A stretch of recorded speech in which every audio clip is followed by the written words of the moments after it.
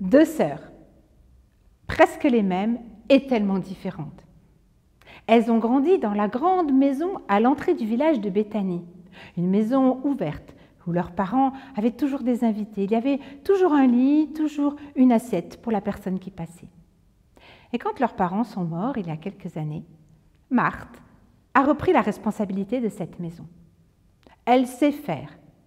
Elle sait s'occuper des servants et des servantes.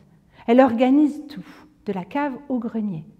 Elle sait faire du matin au soir, parce qu'il faut que tout soit parfait pour tous les gens qui passent, tous les invités qu'ils peuvent avoir. Marthe est toujours en mouvement. Elle est très seule aussi. Elle voudrait bien, de temps en temps, avoir quelqu'un à qui parler, partager ses soucis, ou une épaule pour poser sa tête.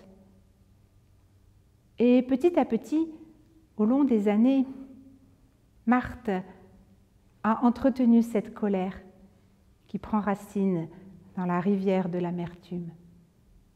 Marthe s'occupe aussi de sa petite sœur, un peu plus jeune, un peu rêveuse, Marie, et de leur frère aussi, Laban, toujours malade. C'est beaucoup sur les épaules de cette femme. Mais aujourd'hui, c'est presque jour de fête.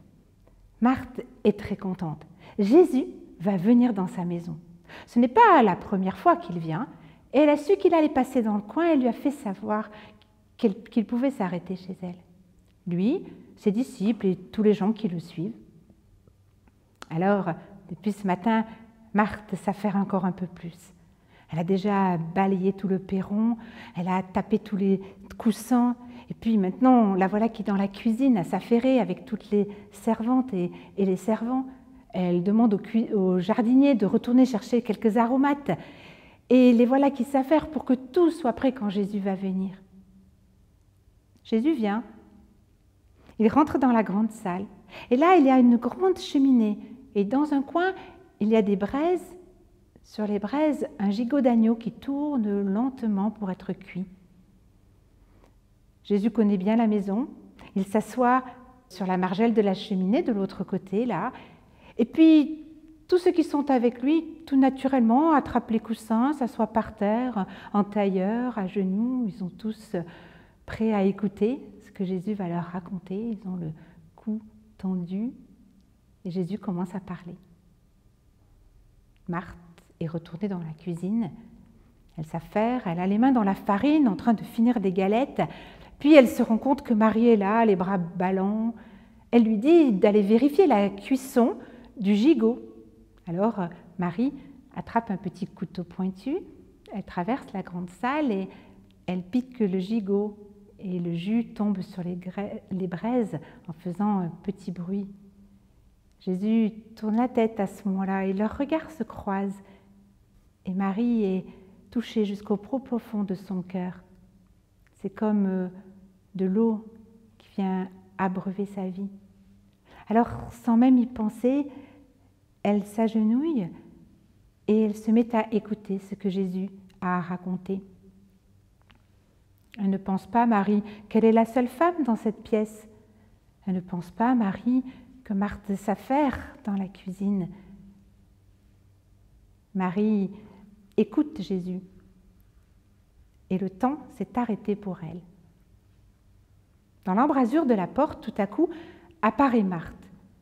Elle a le visage rouge et plein de sueur.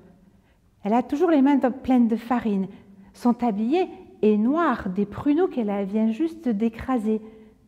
Son regard est noir aussi. Elle regarde Jésus, puis Marie. Puis s'adressant à Jésus, elle lui dit « Ça ne te fait rien, toi, qu'elle me laisse toute seule dans la cuisine. » Jésus s'est rapidement levé, il s'approche de Marthe et pose sa main sur son avant-bras. Il lui chuchote quelque chose à l'oreille, puis il retourne s'asseoir. Marie n'a rien vu. Jésus continue son histoire et tous les hommes continuent d'écouter l'histoire. Marthe a fermé les yeux. Elle n'entend plus rien. Elle s'est adossée contre la grosse poutre et alors, doucement, Les paroles que Jésus vient de prononcer dans son oreille descendent jusque dans son cœur. Tu t'agites, tu t'agites, tu t'inquiètes, mais l'essentiel est ailleurs.